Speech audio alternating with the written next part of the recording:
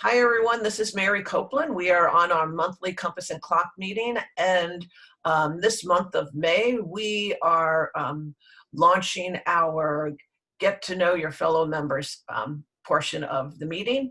And one of our members each month will educate us on a topic that will help us with our businesses and also with our clients, residents, patients that we serve. This month is Amber Wheeler. She is going to be talking to us about social media, connectivity, and all of those good things.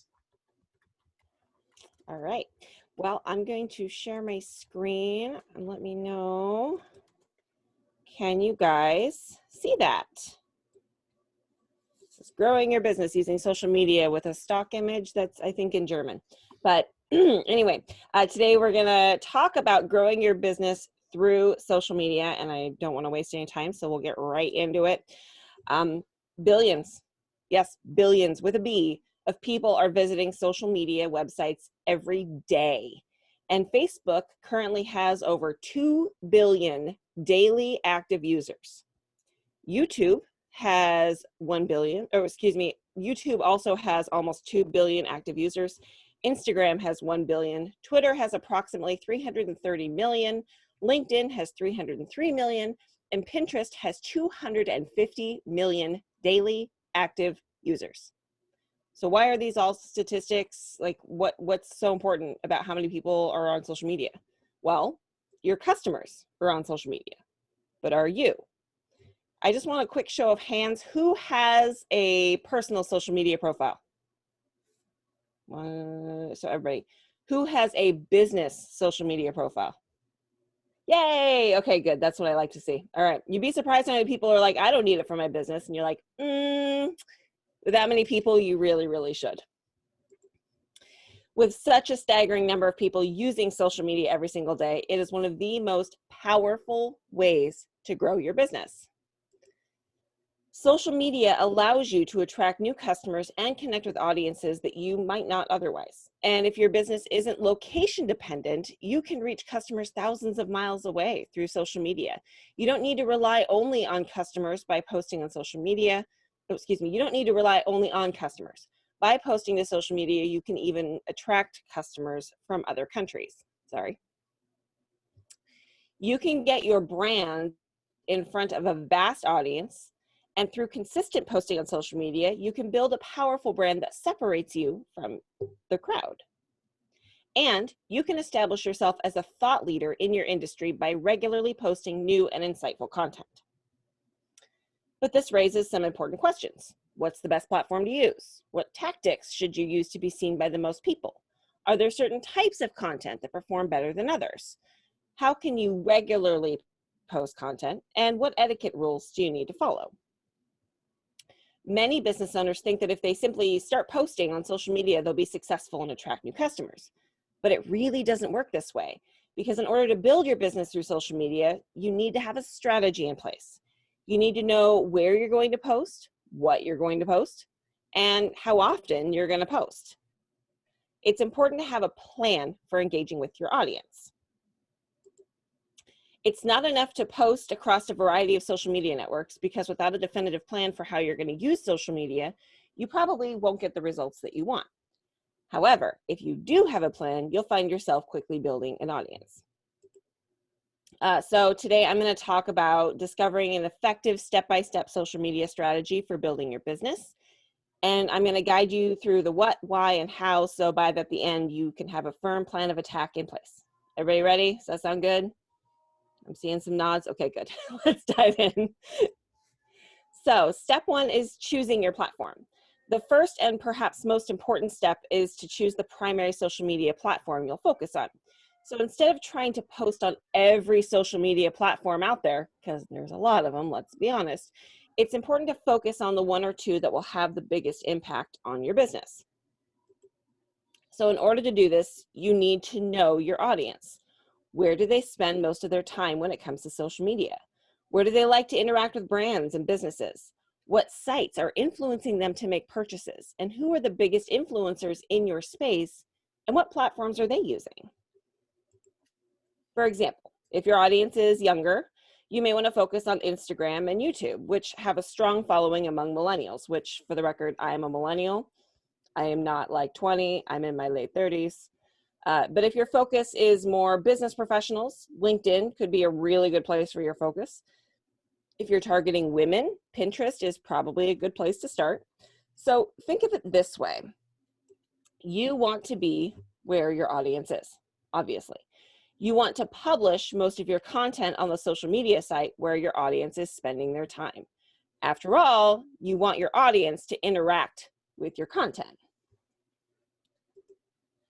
If you publish primarily on platforms where they don't spend their time, you'll never engage with they'll never engage with your posts. If you don't know where your audience spends most of their social media time, you can ask them. Send out an email to your list and ask them to tell you what social media platforms they use the most. Create a poll across several different social media sites. Ask your followers to respond. Asking is one of the most effective ways to find out where your audience spends their time. Another great way to determine where your audience spends their time is to look at the content you've already posted on social media and see what's gotten the biggest response. Have you gotten more comments, likes, and shares on one particular social media site? Because that might be the one that you want to focus on. One other thing to consider when choosing your social media platform is what you're selling, what service or what product you're selling. So depending on the products or services you sell, one platform may be better than another. For example, if you sell physical products, a visual platform like Instagram or Pinterest might be the best option for you. On the other hand, if you're primarily focused on selling services, a platform like Facebook, Twitter, or LinkedIn might work better because you can explain a bit more about what you're selling. The words are more prominent than the pictures versus Instagram or YouTube where it's more about the visual content. So as you consider which platform to use, it's essential that you think smaller rather than bigger. In other words, you don't want to spread yourself too thin across multiple social media platforms. It would be better to focus on and master one or two platforms than try to constantly post on like 10 different ones. The reality is that you probably don't have enough time to post across a variety of platforms. You'll get better results if you give 100% of your energy to a couple of platforms instead of a small amount of energies across a bunch of different platforms. If you're still not sure which platform to focus on, or even after surveying your audience, you can always fall back on Facebook because with over 2 billion daily active users, you can be sure that your target audience spends at least some of their time on that site. And at the end of the day, what matters most is not what particular platform you choose, but rather that you choose one and stick with it. When it comes to social media, consistency is almost always the effective way to win an audience. So pick your platform and commit yourself to posting regularly on it. When I say regularly, minimum 3 times a week. So next you want to optimize your social media profile, and I'll go through this quickly because I'm starting to run out of time. If you went to a business's social media site and saw that they barely had information about their business, would you want to connect with that business? Probably not. This is why it's essential that you optimize your social media profile. In other words, you want to make your profile as informative and attractive as possible. You want to draw your people in with your profile and not push them away. So first, select a professional username. Ideally, you want your username to be either your name or the name of your company. You don't want to create a username like tulipgirl997 because this comes across as unprofessional and it won't set you up for success. Your username typically is also the URL for your social media profile. So for example, if your username is John Smith, your profile URL will be facebook.com/John, which also makes it easier to find you. For Facebook, you want to set up a professional page, not just a personal profile, which we talked about before. You want to set up a page that's dedicated solely to your business. You will only be posting business-related things on this page. No photos of your pets or memes. You want to use this business page to build your brand. Now, if it's a relevant meme to your industry, then that's okay, but you want to keep it business-related. You want to try and keep your username the same across all the social media networks. This helps people find you on every platform. And you want to use a high quality profile photo. Whether you're uploading a picture of yourself or your logo, you want to make sure it's a high quality photo, because ideally the photo would have been professionally taken or the logo professionally designed, but it helps with that crisp, clean appearance if it's a high quality rather than a low resolution. The photo is one of the first things that people see when they click on your social media profile. So you want to put your best foot forward when it comes to your profile photo. If you need to have a logo designed, Fiverr, Upwork, those are great places to start. They make it incredibly easy to get a logo designed inexpensively. And then next, you want to write a compelling about section. Your about section is where you tell the story of your business. It's where you communicate what you're about and what matters most to you. You want your about section to be both compelling and concise. Depending on the social media platform you use, you may have limited space to write your information. In that case, try to get to the heart, just the bare bones of what makes your business different than every other business. What is it that you do that sets you apart from everyone else? Include that information in your about section. Also include links to your website, your other social media profiles, any other relevant links. Make your about section as thorough as possible so that people get a good feel for what your business is all about. Also upload a professional cover photo. Almost every social media platform now allows you to upload a cover photo, and you can make one really easily on a website called Canva. Canva is free, and they have the template sizes already uploaded into their system. So it makes it very easy to create, and they have templates you can create from, so very easy. The cover photo spans the top of your social media profile, and it sits behind your profile picture.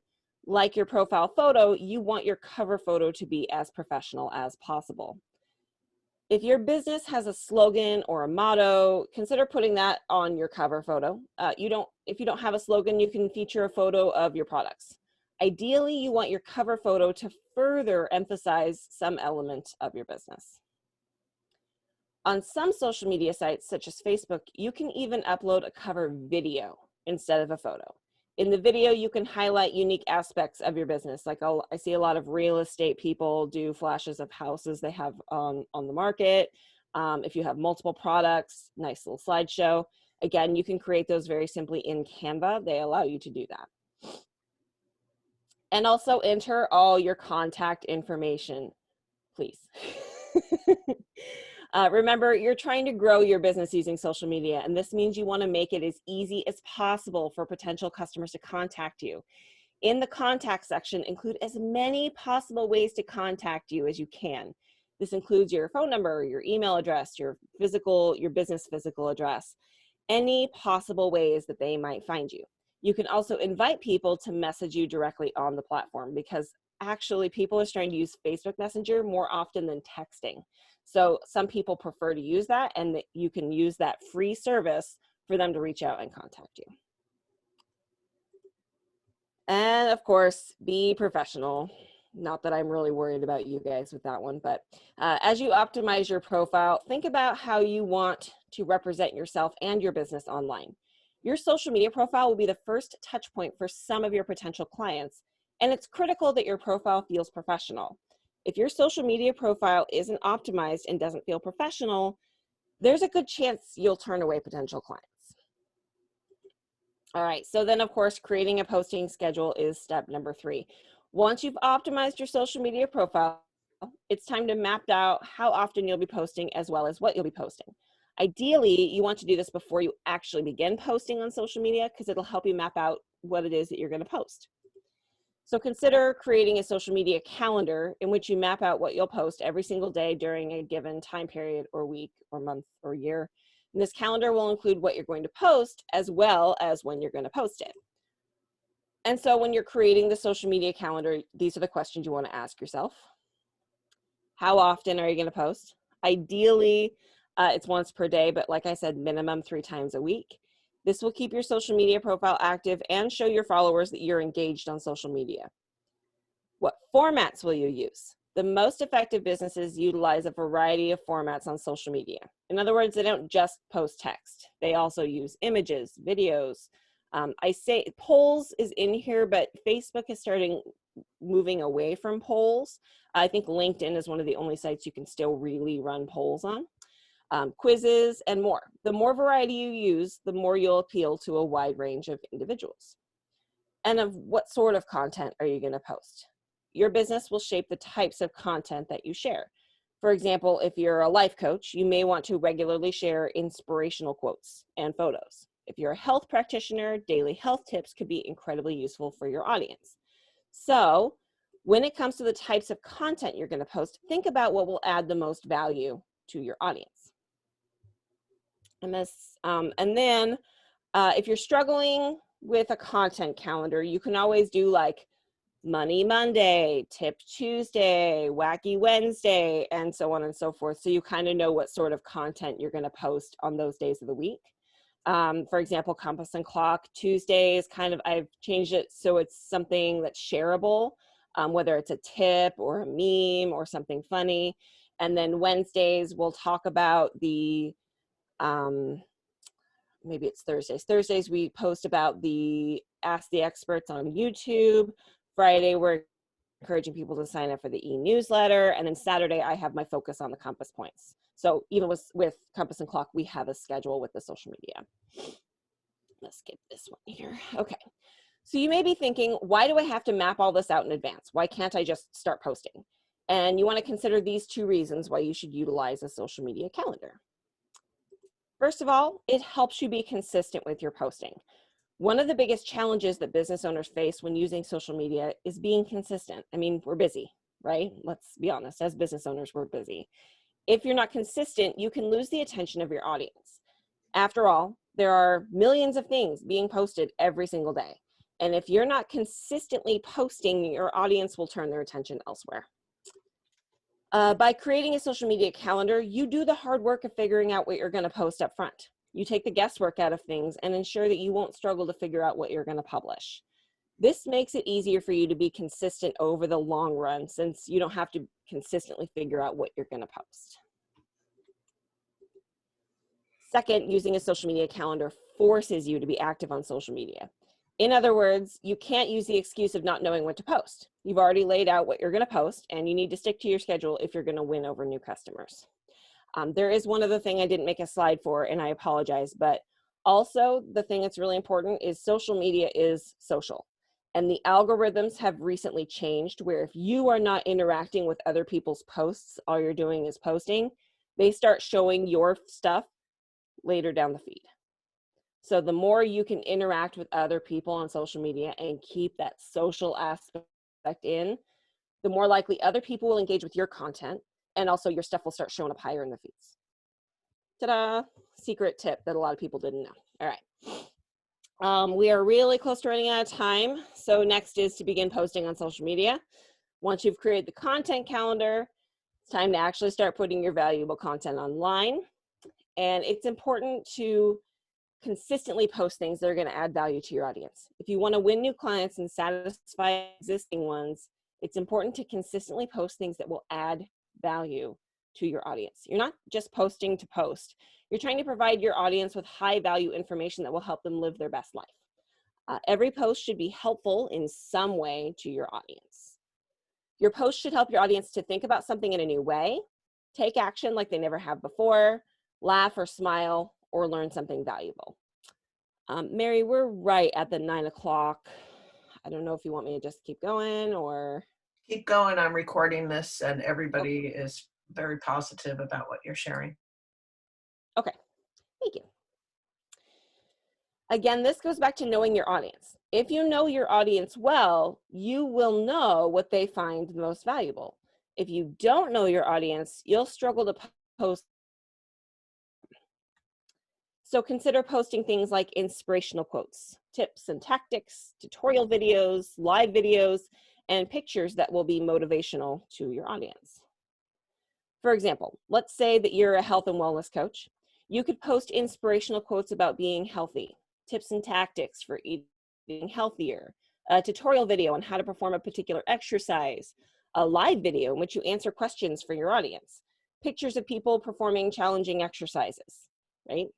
I'm sure some of you maybe follow health coaches that have seen very similar things. When you're creating your content calendar and posting on social media, always ask yourself, is this adding value to my audience? If it is, post it. If you don't think it's going to add a lot of value to your audience, maybe consider something else instead. If you're not sure what types of content add the most value to your audience, try experimenting with different formats. You might find that videos perform better than photos, or your audience really likes the tips and tutorials. Test out a variety of formats and see which ones resonate the most with your audience. You may be thinking, I don't have time to constantly be posting. And the good news is you don't have to be on all the social media platforms all day, every day. Using a tool like Buffer or Hootsuite enables you to easily schedule weeks or even months of posts in advance. Also, YouTube has a scheduler program installed in Facebook now. So consider using your social media calendar in conjunction with a scheduling tool.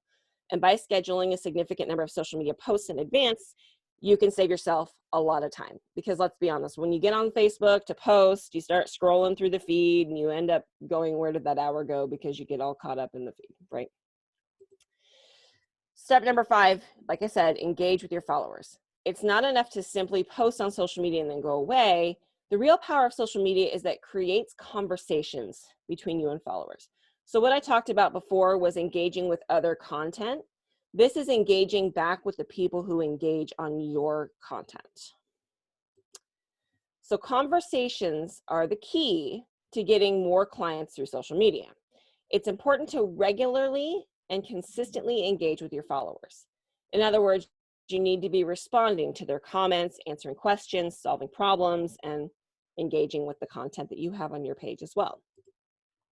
Social media is not a one-way street. Rather, between those of, you and those who follow you. A conversation involves both speaking, posting, and listening, responding to comments.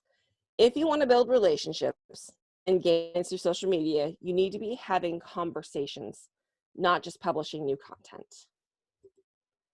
One of the things that matters most when it comes to social media is that you feel authentic. You don't want to come across as a huge corporation who only posts on social media and never engages in the conversation. Instead, you want to authentically engage with your followers.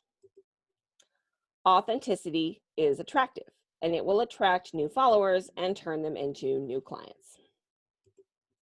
Another reason to engage with followers is that social media platforms tend to prioritize the posts with the most engagement.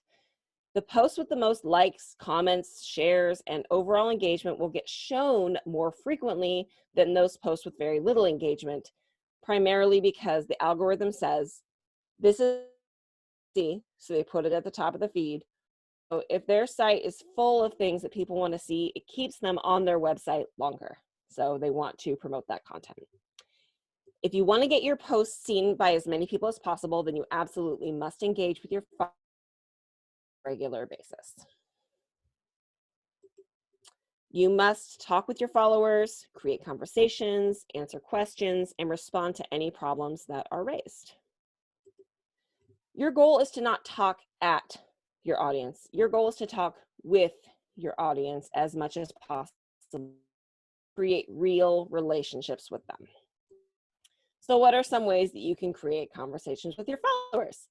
Well, ask questions. Do live videos, which you talk directly with your audience.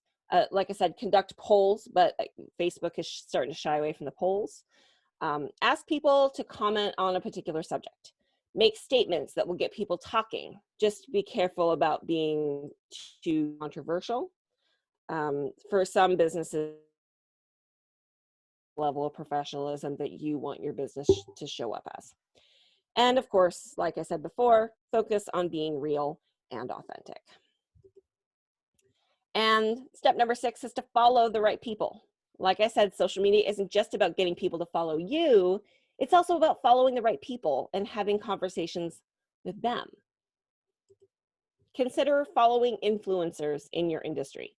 For example, if you're a financial advisor, you can follow other financial advisors in your industry. If you're a life coach, try to connect with other life coaches. If you're in the health and wellness space, follow other health and wellness practitioners. Once you've started following them, interact with them they share online. Comment on it, repost it, share it with your own followers. Try to develop relationships and simply be a part of the conversation that's happening. Additionally, consider being part of groups that are related to your industry. Join the groups, engage in the conversation, try to help other people out, be a useful resource. When you join a group, focus on adding value, not just promoting yourself. I don't know about you, I'm a part of a number of groups, and nothing drives me crazier than people that just use it to promote themselves rather than actually help others. It is a good space to find new clients, but constantly promoting yourself will get people to ignore you rather than want to do business with you. As you follow influencers in your industry and take part in groups, take note of the valuable information that others are sharing. What sorts of posts do others share that resonate deeply with you? What content adds the most value to you? Additionally, what sort of content seems to get the best response? What posts generate the most conversations and engagement? This is the kind of content that you want to be sharing with your audience. You don't have to be completely original with what you share online. Don't be afraid to adopt techniques and strategies that are working for other people. In other words, you don't have to reinvent the wheel, right? In addition to joining online groups, there are also several platforms that focus heavily on answering questions that are posted by users. So for example, Quora is a social media, and it lets any user post a question, and then other users try to answer that question. Quora, Quora, expertise without being overly promotional. Speak directly to a person's problems, offer helpful advice and answers, and build relationships online. If you do it right and add a large amount of value to those on the platform, it will definitely lead to more clients because you will be the person people go to when they need the answers. All right. Step number 7 is hashtags. Hashtags are words with the number symbol before them. For example, hashtag Monday Motivation, hashtag CrossFit Life, hashtag chiropractic care, hashtag vegan. Hashtags are used as a way of grouping posts by subject. It's like a filing system. So if you add a hashtag to a post, it will be grouped with all of the other posts that people have made using that. If you see a post with, you can click on that hashtag and see all of the other posts people used with that hashtag. For example, if you clicked on the hashtag CrossFit Life, you would see all the other posts people have created with that same hashtag.